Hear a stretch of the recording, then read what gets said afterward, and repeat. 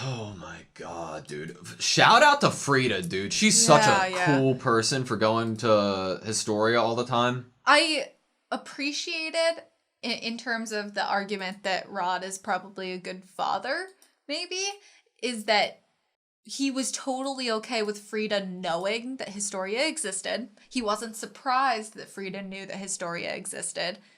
And, yeah. Also, the storybook. The character's name was Krista. Is this a story or is this history?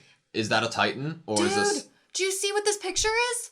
It looks like the picture that was on the wall in the after credits of season 1. Yeah. Or season 2? Yeah. Season 2? Yep.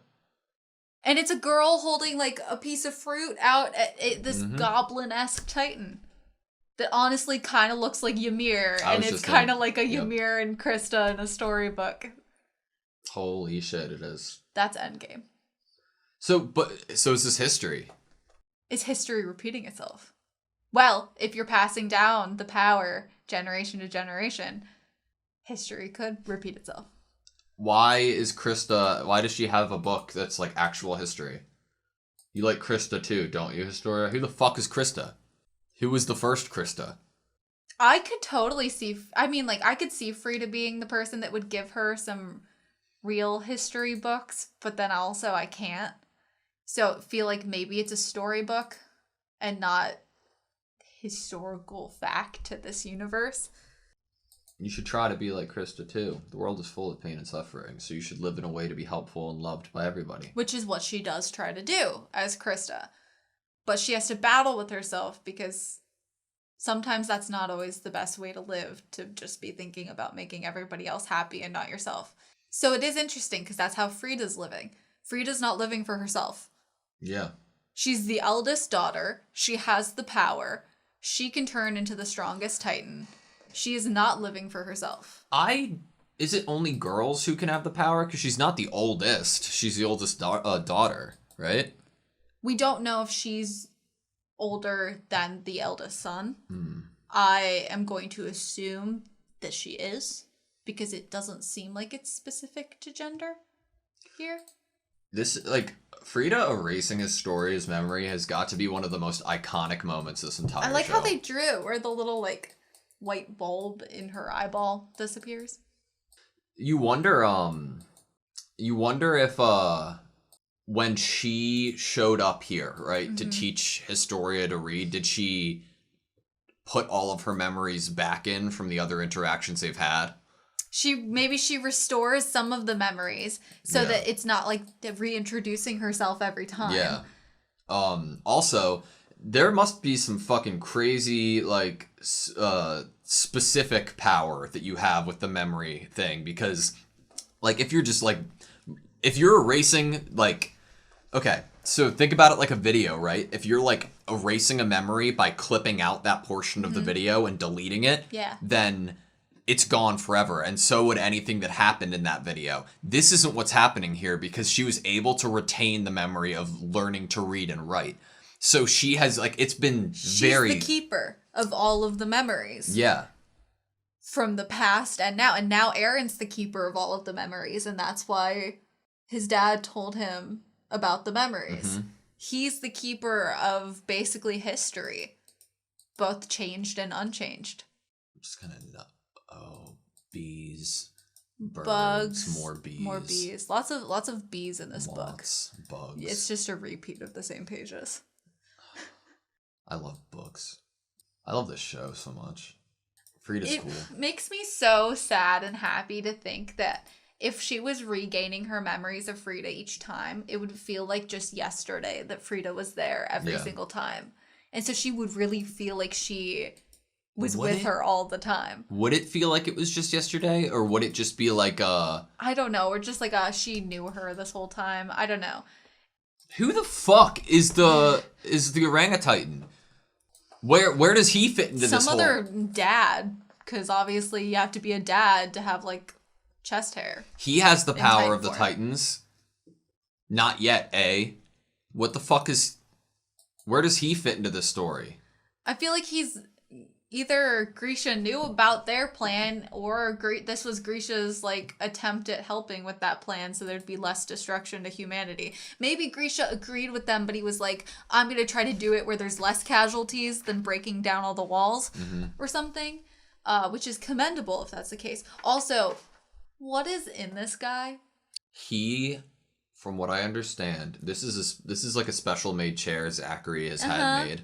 And I don't know what I'm looking at, but I don't like it, whatever it is. So do you know what it is? From what I am understanding, he has been turned upside down. A funnel of sorts has been inserted into his butt. Oh. And that funnel is being used to channel through gravity whatever comes out of there into his mouth. Right? And Zachary's like, how beautiful, and looks at himself in that reflection. The finest work of art he's conceived means he has been drawing out frameworks of all of these torture inventions for a very long time. Yes. Is it like a human centipede thing, or is something else in his mouth? I think that what you guessed makes sense.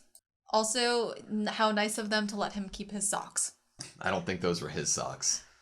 They had frills on them. They were totally his socks.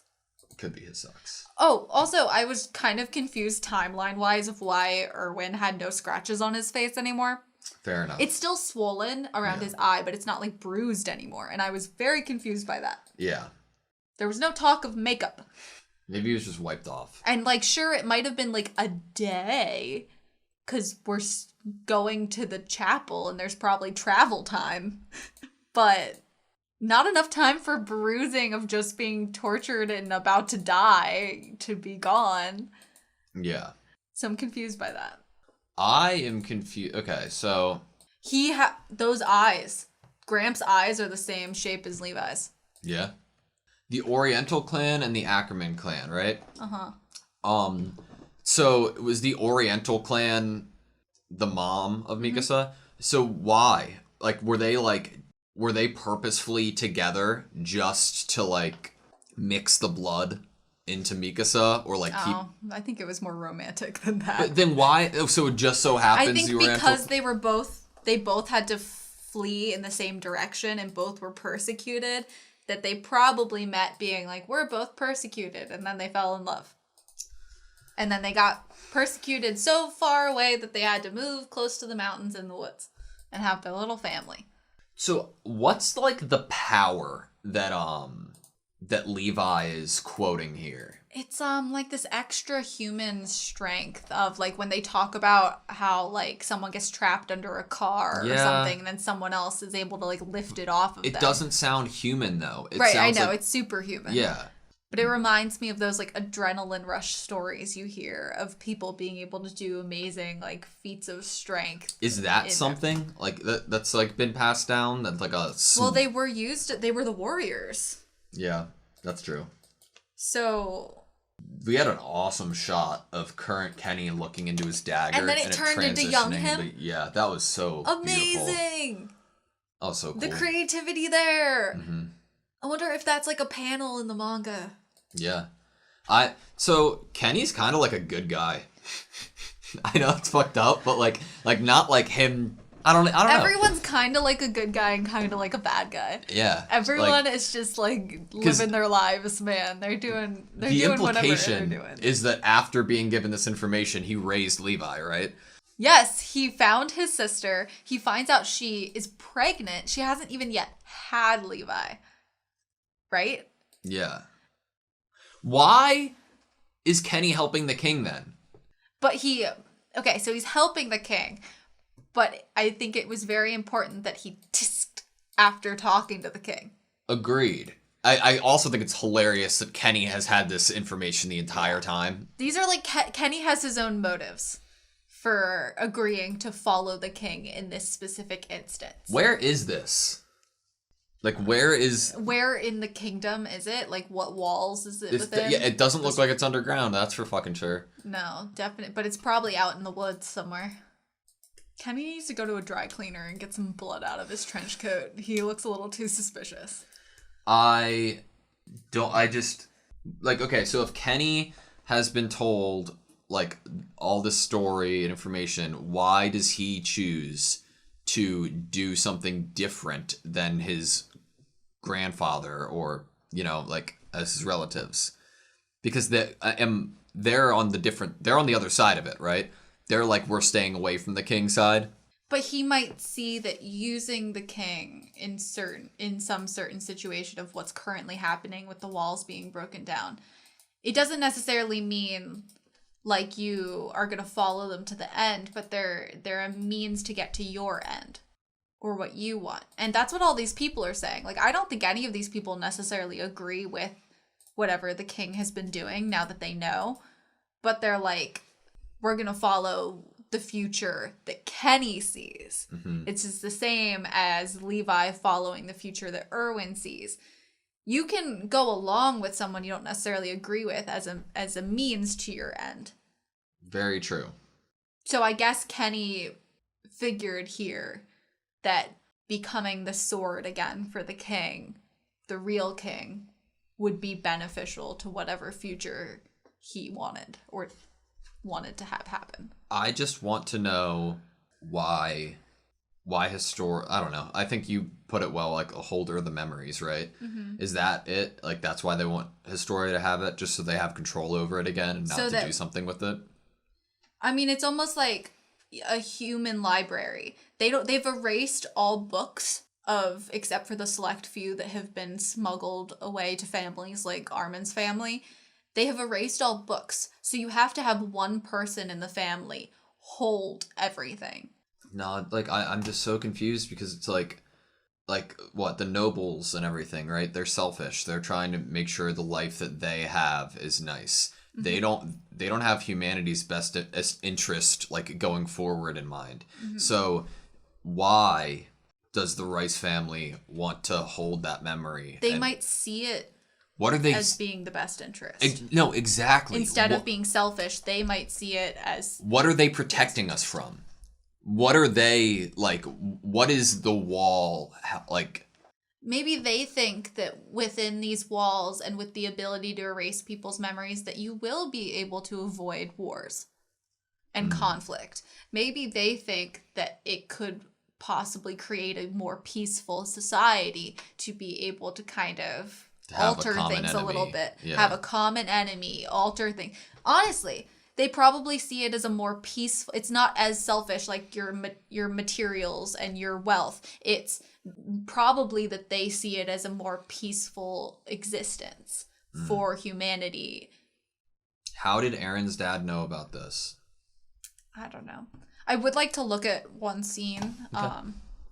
I'm kind of at the end of my things I have to say, but I did really like the expressions on everyone's faces as they were about to break into the cavern, because I think it shows basically the readiness and or fear that some of the characters have of the reality of having to fight people. Because first they were thrown into, oh, we suddenly have to fight people because they're trying to fight us. But now they're about to enter a room. There's a time of having to actually think about what you're about to go do instead of being thrown right into it. And it was like, Armin wasn't drawn with any sweat droplets. Hanji is not. Levi is not. Mikasa is not. But Sasha, Connie, and Jean all look very worried. They're facing this reality that they're about to actively participate in. No, we're not getting out of this alive, dude. Like, we're gonna lose some people or someone. No, don't. There's no fucking way. Like, I don't want to lose any of the people in this. Why couldn't they have brought someone else so that person could die? I'm sorry, like, whoever that person would have been. Unless there's a means to end this without an action sequence, and they don't utilize this crystal space with a bunch of... It is... If ODM gear can stick into the ore, then it is the perfect playground and battlefield for a fight.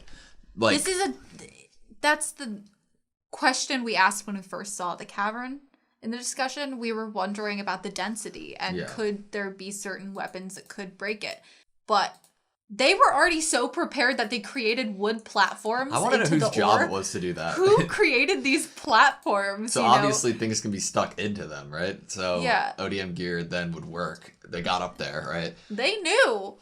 This is fucking nuts, dude. But okay, no. Last thing. What a great shot you just pulled up. Last Is he thing. like choking that guy out?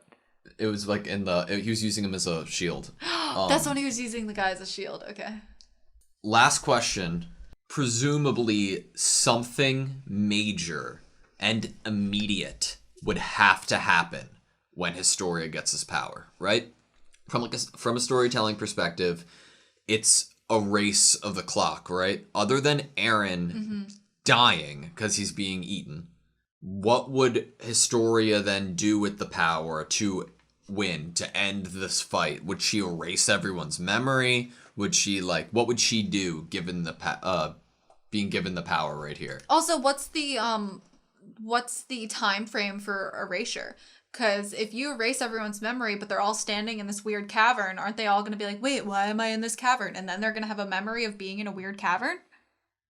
I don't know. Also, you can't really erase Eren's memory, or Levi's, or Mikasa's. Yeah. I don't know. You can. Oh my god, Levi and Mikasa are cousins and we didn't even talk about it! Kinda.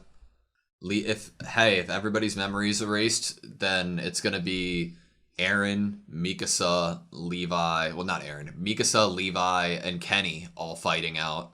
And everyone else is just like, huh? Yeah. What? Holy shit. I want to know.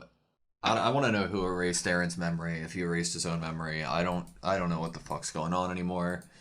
Eren.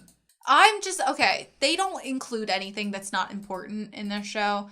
And that one scene of the scout running away that we don't really recognize, and those other people running away, being placed there, I'm kind of like, wait, what was that? Because we saw the chapel that we already know about, and then we see Eren and the key, and that's all stuff we know.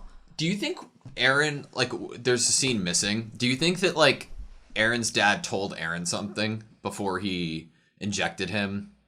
Cause did you remember your father's sin? Doesn't Eren kind of look like Light after he was given the memories back from touching the Death Note?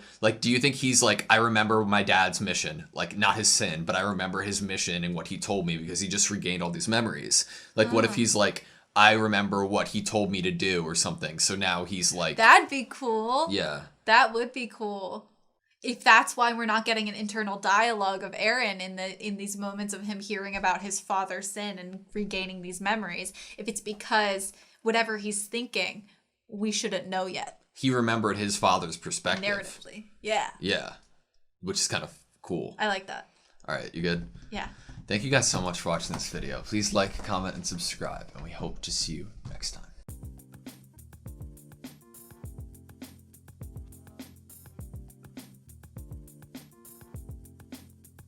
But it reminds me of those adrenaline rush stories you hear.